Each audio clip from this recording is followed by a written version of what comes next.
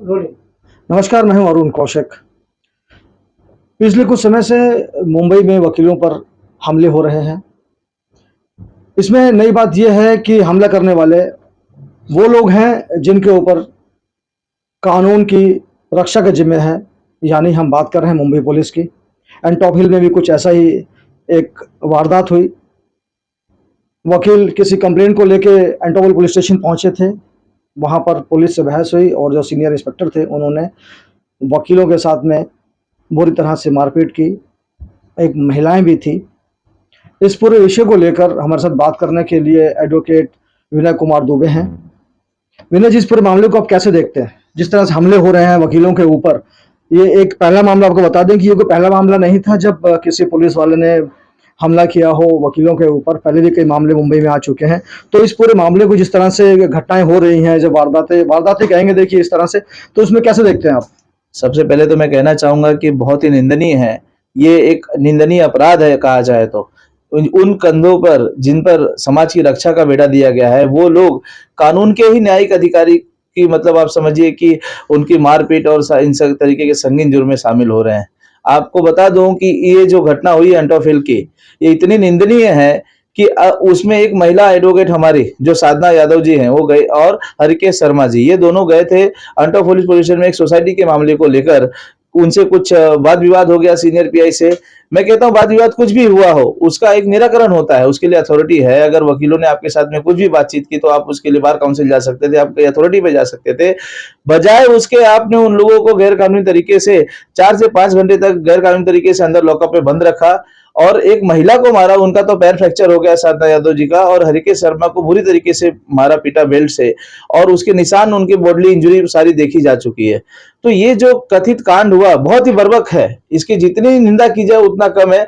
मैं ये एक सरकारी नौकरी पा जाने के बाद एक पुलिस महकमा का एक ऑफिसर ये समझता है कि मैं शेर हूं और मैं कुछ भी कर सकता हूं, वो इसने इस गरिमा को भुला दिया कि हम सब एक हैं, और हमारे सबके एक होने से ही सारी चीजें चलती हैं। कोई सिस्टम में कोई भी बड़ा नहीं होता, सबको एक दूसरे की मदद से चलना पड़ता है, और एक न्यायिक अधिकारी को इस तरीके से मारना पीटना बहुत ही निंदनीय है। ठीक है, देखिए जो घटना हुई थी वो तो हुई है। उसके बाद जो वकील बार काउंसिल है उन्होंने क्या कदम उठाए?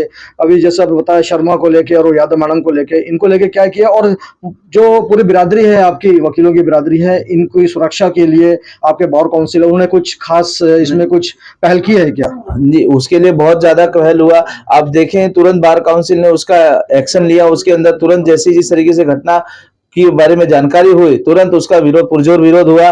उसके बाद जो सीनियर पीआई नासिर कुलकर्णी जी है, उनका ट्रांसफर भी हो गया। लेकिन ये तो इनका एक कथित कांड है, इनकी कथित आदत हो चुकी है पुलिस वालों की। मुंबई में जहां तक मैं आपको बता दूं, मैं खुद ऐसी 5-6 घटनाओं का साक्ष्य रहा हूं। आप देखेंगे कुरार में एक 2015-14 में एडवोकेट दिलीप गुप्ता को असॉल्ट हुआ था। उस समय वकीलों ने, हम लोगों ने बहुत हंगामा किया, एडवोकेट प्रोटेक्शन एक्ट की मांग की। तभी एडिशनल सीपी ने उसका ट्रांसफर, जो ऑफिसर था उसका, कहीं और कर दिया और उस मामले को दबा दिया गया। उसके बाद अभी कुछ महीनों पहले मार्च में एडवोकेट झाला के ऊपर असॉल्ट हुआ था, पृथ्वी झाला कांदिवली पुलिस स्टेशन में। उसके बाद भी हमारे पूरे महाराष्ट्र की कोर्ट कचहरी बंद थी, सब कुछ बंद था, विरोध हुआ, काफी पुरजोर विरोध हुआ। उसमें भी यही कि 10-12 दिनों के लिए सस्पेंड कर दिया और ट्रांसफर कर दिया। उसके बाद मामला शांत हो गया, कोई उचित और कड़ी कार्रवाई नहीं हुई। उसके बावजूद ये चीजें अभी हुई, ये अभी रिसेंट अंटोफिल पुलिस की जो घटना हुई, हम लोगों ने कई बार इन अपने मान्यवर सरकार से और सब लोगों में मान रखी है कि भाई आप एडवोकेट प्रोटेक्शन एक्ट भी लाइए, क्योंकि आप अगर वकील सुरक्षा अधिनियम नहीं लाएंगे तो वकीलों के ऊपर ऐसा अत्याचार होते रहेगा। एक वकील बेचारा जो समाज में सच का आईना दिखाता है, लोगों की मदद करता है। कानून, आप देखिए, कानून के नजरों में जब तक कोई आरोपी साबित नहीं हो तब तक वो गुनहगार नहीं होता। जब तक गुनहगार कोर्ट उसको डिक्लेयर नहीं करे, तो वकील आदमी एक व्यक्ति को इंसाफ और न्याय दिलाने का काम करता है, और उस न्याय प्रविष्ट आदमी के साथ आप ऐसा करते हो, बहुत ही दुखद घटना है। और सरकार को, राज्य सरकार को ये चाहिए, हमारी बार काउंसिल तो कर ही रही है जो करना चाहिए, हमारी मांगे भी है समय से, काफी समय से ये मुद्दा विषय पेंडिंग है, बट सरकार को ये चाहिए इसके लिए उचित कदम उठाए, ताकि भविष्य में ऐसा कोई गलत विवाद नहीं हो, और इस तरीके जो गलत करने वाले पुलिसकर्मी हैं उनके ऊपर भी मतलब एक्शन लिया जाए उचित से उचित। देखिए, वर्दी वाले गुंडे के बारे में कभी किस्से आपने सुने होंगे, शायद इसीलिए वर्दी वाला गुंडा इन्हें बोला जाता है।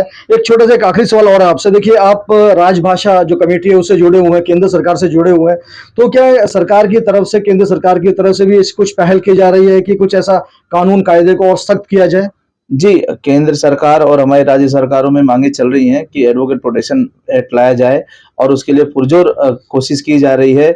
मैं भी सरकार से अपनी जिस जहाँ से भी मैं संबंध रखता हूँ, वहाँ मैं गुजारिश करूँगा, अपनी माँगों को रखूँगा और हम लोगों ने कुछ वक़्त अधिवक्ताओं के साथ हम लोगों ने मिलकर ये भी अभी कोशिश की है कि हम माननीय राज्यपाल जी से मिले कि महाराष्ट्र सरकार, महाराष्ट्र राज्य में कम से कम एडवोकेट प्रोटेक्शन बिल लागू हो, उसकी बहुत ज़्यादा पुरजोर ज़रूरत है।